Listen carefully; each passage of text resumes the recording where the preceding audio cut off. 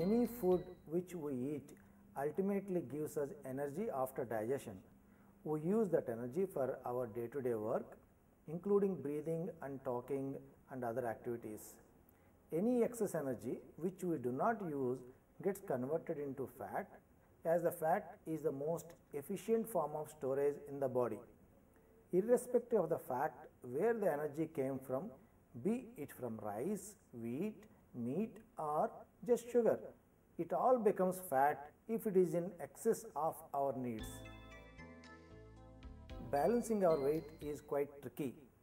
Whatever energy we get from the food, if we manage to spend, then we won't gain any weight because we do not have any surplus energy. If we spend less, then we have to save the remaining energy, which will be saved by the body as fat, and we gain weight. On the other hand, if we spend more energy than the calories we ate, then we lose weight. Losing weight does not mean that you should not eat anything. Everybody should have a balanced meal. The quantity of each ingredient should be proportionately less. The general principles are that most of the calories should come from cereals, which are at the bottom of the pyramid. Fats, which give highest amount of calories by weight, should be taken in very small amounts. The vegetables, fruits, dairy products and meat are in between. Please do not think that all fats are bad. We do need fat for some vitamins and fatty acids which we cannot synthesize in our body. Fat from vegetable sources is good, and also that from fish. We need to understand that bodies of different people burn energy in different ways. Some people can do more work with less energy. These people store excess energy as fat and can become heavy even though they might feel that they eat quite less compared to others.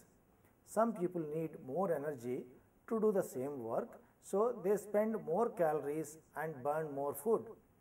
These people have higher basal metabolic rate and hence spend more food on energy generation, so they do not have any energy left to store as fat and may become thin. We know that people with arthritis and leg pains cannot exercise or walk, so they cannot spend any energy, but they continue to eat normally, and most of the energy generated by their food gets converted into fat and they become even heavier, which will further worsen their capacity to exercise. Now you understand that body converts excess energy as fat for storage purpose, as I mentioned just before. I will just give an example. Our cow, as we all know, is a strict vegetarian and does not eat any oily or fried food. No pizzas nor burgers. But we all know that it produces milk with high fat content. This is the full cream milk and the malai, butter and ghee which we get from the milk. If cow eating grass can make fat in the body, we also can make fat with any food we eat. With the present day lifestyle and sedentary jobs, we are not doing physically hard jobs as our previous generations did. But we may be eating more food. If not in quantity, certainly more in caloric value. So, why are we eating more? For well cooked soft food, if there is no need to chew, our satiety center in the brain does not get stimulated and we will not get satisfaction of eating the food, and we tend to eat more. If the food is easily digestible, it goes out of stomach faster and we feel hungry faster. There is a definite difference between a bread and a roti, both made of wheat, both may give same calories, but the bread gets digested faster and you may feel hungry sooner. If the food contains lot of fiber, it gives a feeling of fullness and it stays in the stomach for longer. We do not feel hungry for long, and also we get less calories from the fiber food. Our culture definitely has something to do with excess eating. We offer several servings to our guests out of affection to make them full to their necks. Many of us do not know that the requirement of the food comes down with age, but we still eat as much as we did previously, but at the same time, our activity level becomes less as well as the body's basal metabolic rate. People who are very heavy do not accept that they eat more than their body's needs. We feel obliged to have sumptuous meal 3 times a day and we do not have a working lunch concept. Working lunch means stopping while we can still eat, that is, leaving half hungry. Most of us do not count the snacks or the leftovers in the fridge which we take in between 3 meals a day. Many people do not count cornflakes or other light breakfast or fruits for dinner as a meal.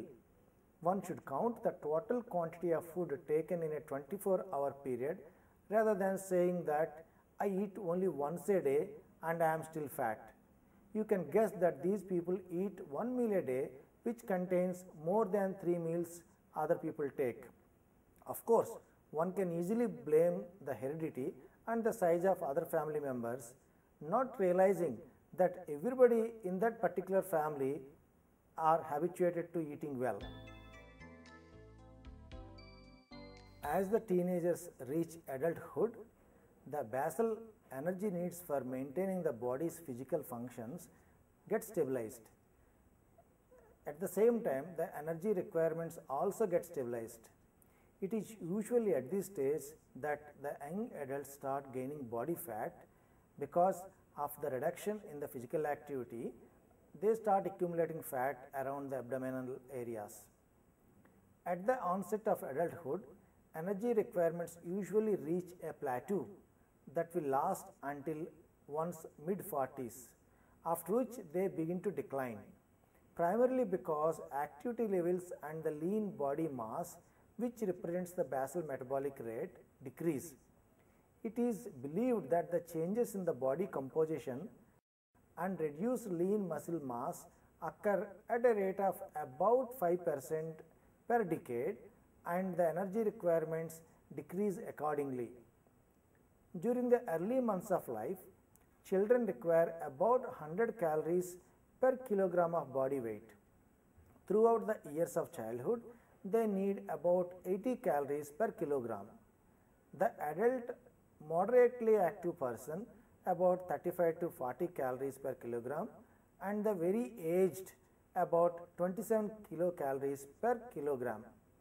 Because of the greater percentage of lean muscle mass in the male body, men generally have a 10 to 15% faster basal metabolic rate than women.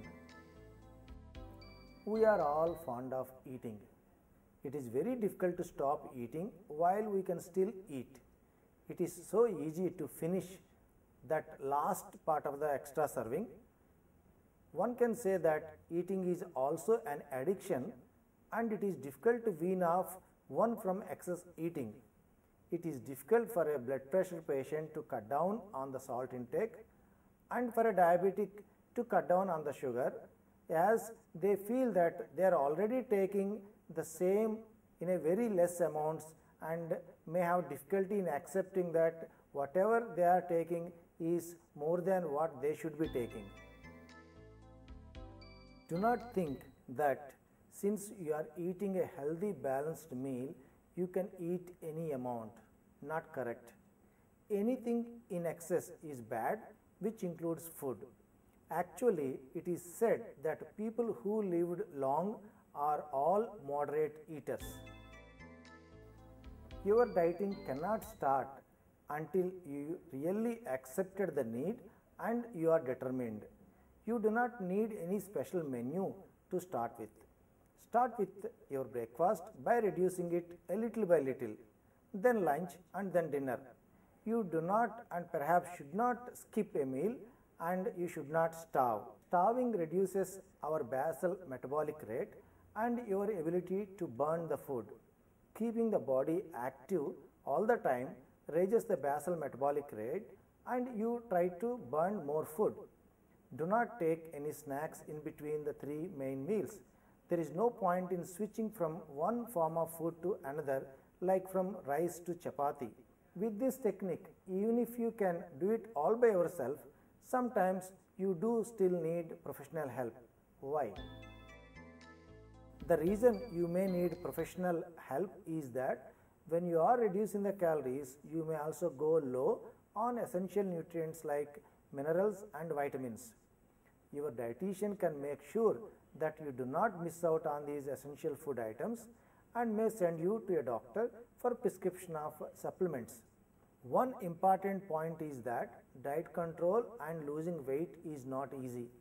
You need a strong will and support from your family as you go through a painful period of tiredness, fatigue, and giddiness. You may always feel hungry and often feel angry and may face mood changes. If you start reducing your usual diet very gradually, the changes may not bother you that much. If you wish for a good and healthy pain-less joints, you have to take this slow and painful route. Unfortunately, shortcuts do not work in the long term.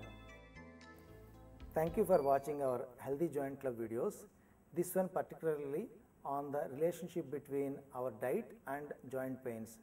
If you take care on the diet to control your body weight, certainly the suffering from your joint pains will be much less and you will be a happy person.